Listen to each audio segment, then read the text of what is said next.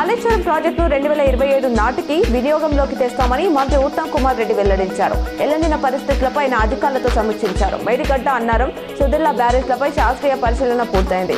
బ్యారేజ్లను పునరుద్ధరించేందుకు వీలుగా డిజైన్లను సిద్ధం చేస్తున్నారని తెలిపారు. వరి పంటతో పాటు ఇతర పంటలకు కూడా రాష్ట్ర ప్రభుత్వం బోనస్ ఇవ్వాలని urban MLA Dhanpal Suryanarayana Gupta demand చేశారు. కలెక్టరేట్ సమావేశంలో ఆయన మాట్లాడుతూ వరికి మాత్రమే ప్రోత్సాహం ఇవ్వడంతో రైతులు అదే పంటపై ఆధారపడుతున్నారని తెలిపారు. ప్రభుత్వ పాఠశాలలను కుదించి ప్రైవేట్ రంగానికి ప్రాధాన్యం ఇస్తున్నారని రాష్ట్ర ప్రభుత్వంపై టీఆర్ఎస్ చీఫ్ కవిత విమర్శలు చేశారు.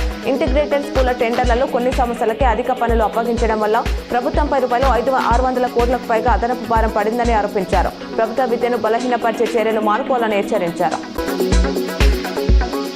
భూగర్భ జలాల పెంపునకు ప్రభుత్వం ప్రవేశపెట్టిన జలసిరి పథకం కరపత్రాలను ఉమ్మడి నిజామాబాద్ జిల్లా ప్రత్యేక అధికారి విద్యాశాఖ కార్యదర్శి డాక్టర్ యోగిత రాణా సోమవారం ఆవిష్కరించారు. జిల్లా కేంద్రంలో జరిగిన సమీక్ష సమావేశంలో ప్రజాప్రతినిధులు, అధికారుల సమక్షంలో ఈ కార్యక్రమం జరిగింది. ప్రభుత్వ పథకాలపై ప్రజల్లో విస్తృత అవగాహన కల్పించాలన్నారు.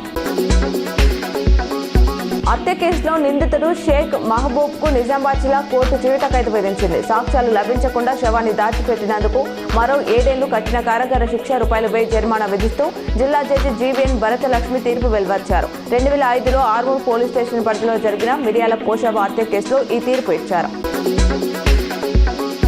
నిజామాబాద్ జిల్లాలోని తెలంగాణ యూనివర్సిటీ ఇంజనీరింగ్ కళాశాలలో BTech 2 semester regular 1 semester backlog theory పరీక్షలు ఆగస్టు 3 నుంచి ప్రారంభం కానున్నట్లు పరీక్షల నియంత్రణ అధికారి ఆచార్య కె సంపత్ కుమార్ తెలిపారు. పరీక్షల పూర్తి వివరాలు వర్సిటీ వెబ్సైట్లో అందుబాటులో ఉన్నాయని పేర్కొన్నారు.